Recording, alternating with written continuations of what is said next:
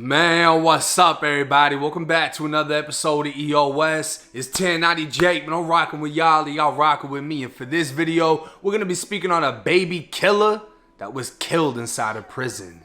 August 4th, 2014, it was 9:45 at night in Weldon, North Carolina, when three friends were walking through a neighborhood. That's when two shooters came out of the woods, opened fire, and struck all three of them, leaving 15-year-old Keon Ghana dead. His two friends would be transported to the hospital in stable condition, but they were able to break the news to family that Keon had been killed. But it wasn't only that, they also knew who did it. As police processed the murder scene and family processed what happened, Keon's friends quickly decided to strike back.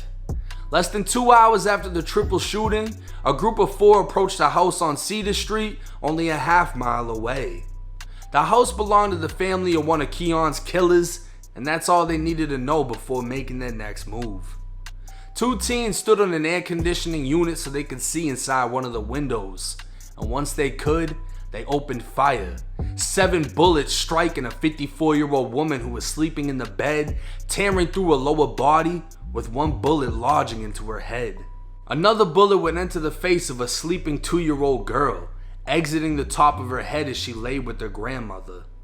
As the four friends who sought revenge ran from the home, a 2-year-old was left dead, and her grandmother was airlifted to a nearby hospital, dying twice on the way and being revived each time. Some way, somehow, she was still able to describe to law enforcement what had happened. Police were able to arrest 19-year-old Samaj Clanton after he surrendered, and a warrant went out for 18-year-old Teddy Anderson Jr., who was eventually found. Both of them were charged with murdering 15-year-old Keon.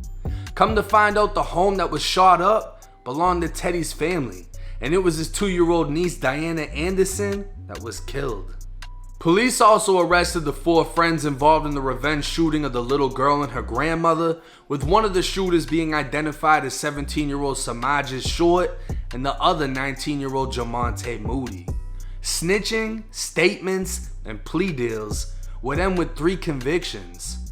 Teddy Anderson was sentenced to 17 years for murdering Keon and having to live with the fact that what he did resulted in his own family being targeted, attacked, and his niece being killed less than 2 hours after he decided to commit murder.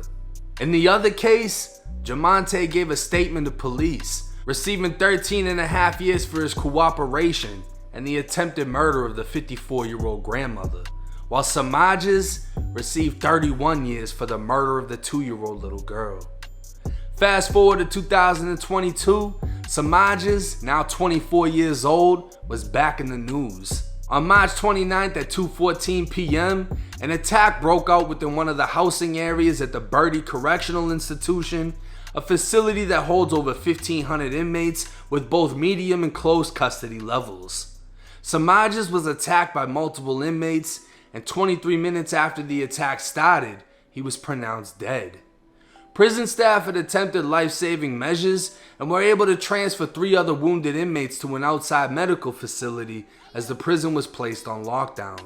News quickly began to spread through social media the convicted baby killer was killed, with many celebrating his death in the comments. But what many didn't know was the story of revenge that led to the fatal shooting. It's unclear whether his death inside a prison had anything to do with this conviction, as he'd already been in prison just days shy of 4 years.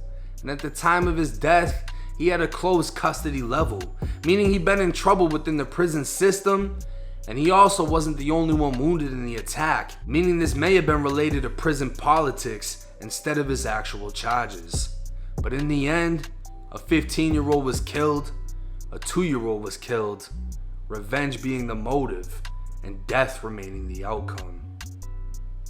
Now this is a sad one, but I'm honestly probably gonna piss off some of the people that are commenting, celebrating the death of the child killer, the baby killer. In my experience inside a prison, baby killers don't get killed. It doesn't happen, and as sad as it is to say, when a child is shot, whether it's a drive-by, whether it's a stray bullet, someone shot up a house and hit a kid, it's looked at as a casualty of war. It's looked at as the same way as if the Marines bombed a fucking building and come to find out there was a family in there with 3 kids. Like, whoops, it happened. It isn't, oh, he killed a kid, we're just gonna go get our knives and kill him. It doesn't happen like that inside of the prisons that I've been in, inside of the prisons that I know about.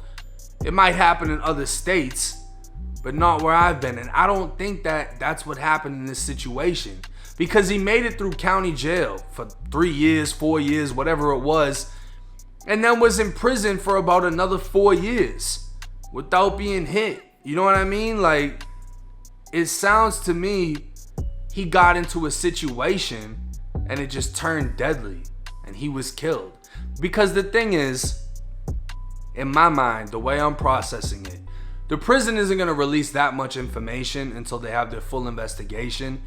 And looking at it from the outside in, the fact that he wasn't the only other person injured makes me think this was a gang thing. It was a gang conflict, a group conflict.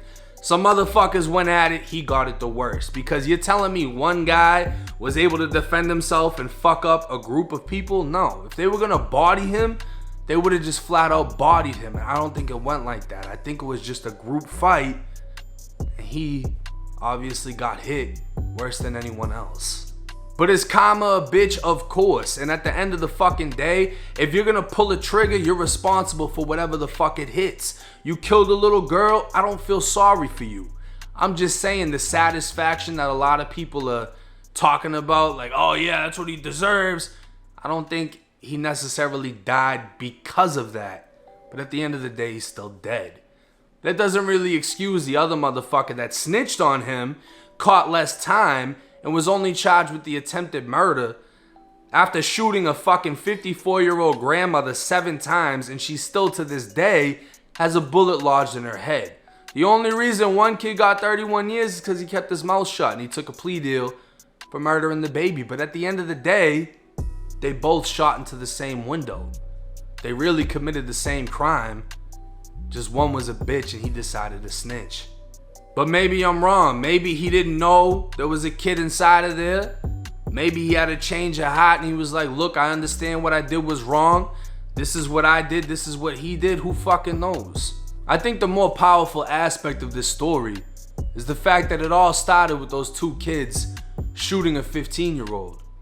And this is what came from that. This is the revenge that happened within 2 hours. Can you imagine going and shooting somebody and within 2 hours you find out your house got hit, your grandmother got hit, or your mother got hit, your niece is dead because of a decision that you made? Now you're on the run from the police and your whole family is fucking shattered. Once again, over a decision that you made. This is why a lot of motherfuckers need to think twice as hard before they make a decision, because that one decision can change everything in your life. But hey, rest in peace to that little girl. It's 1090 Jake.